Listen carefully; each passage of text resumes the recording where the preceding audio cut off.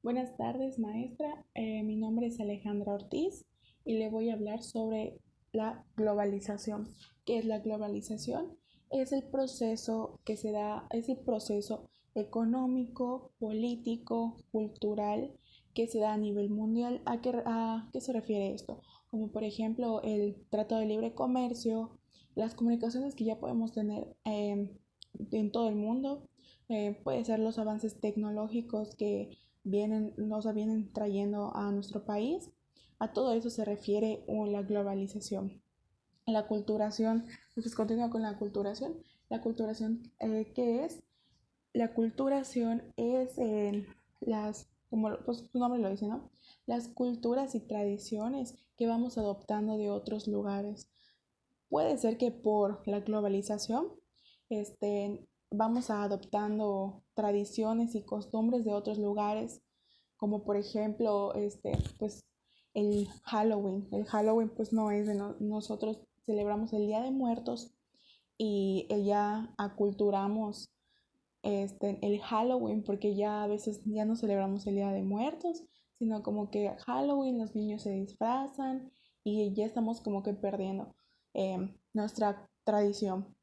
Igual se puede decir como que en comidas como la pizza, las pastas y todo esto que no es nuestra cultura, pero pues ya estamos aculturando, trayendo comidas típicas de otros lugares, ¿no? Después continuamos con cultura, organizaciones sociales y familia. La cultura. ¿Qué es la cultura?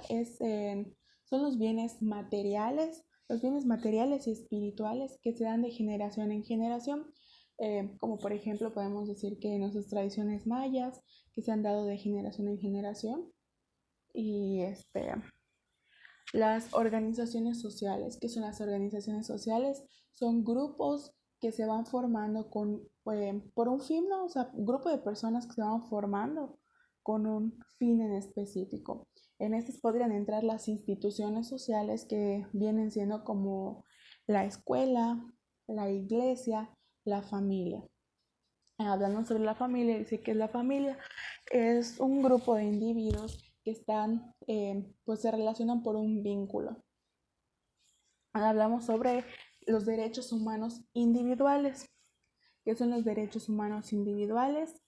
Eh, pues son los derechos que tenemos desde el nacimiento. Son los derechos que tenemos desde el nacimiento, no importa por nuestro origen étnico, no importa por nuestro color de piel, por nuestra lengua, por nuestro idioma. Esos derechos no se tocan, ahí deben estar. Después continuamos con qué son los derechos colectivos. Derechos colectivos se van formando igual por las necesidades de grupos de personas, ya sea por identidad o por alguna pues, necesidad. Como por ejemplo, pues yo entiendo que un derecho colectivo puede ser identidad, como los derechos de las mujeres, y pues un derecho por necesidad serían como los derechos del LGTB y todo eso.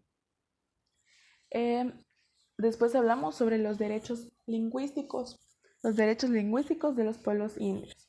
Aquí, pues desde el tema que vimos, que decía que derechos lingüísticos.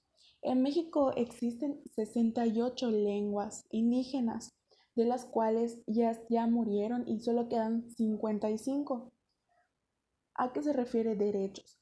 De que una persona indígena que tenga una lengua de las de México, pues, tenga derecho a ser tratado como cualquier otra persona y tenga derecho, por ejemplo, llegar a una institución y que sea atendido por su lengua y que no tenga discriminación de que no lo entienden, no te puedo atender.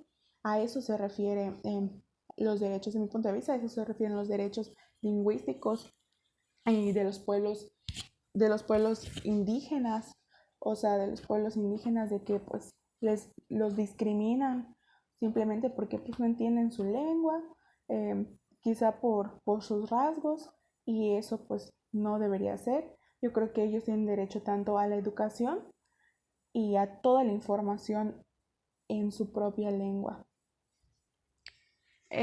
Después hablamos sobre la justicia social, que pues creo que la justicia social sería lo mismo, que todos tengamos los mismos derechos, sea o sea, igual, sea equitativo, que no haya discriminación. Y para mi punto de vista, eso es. Gracias.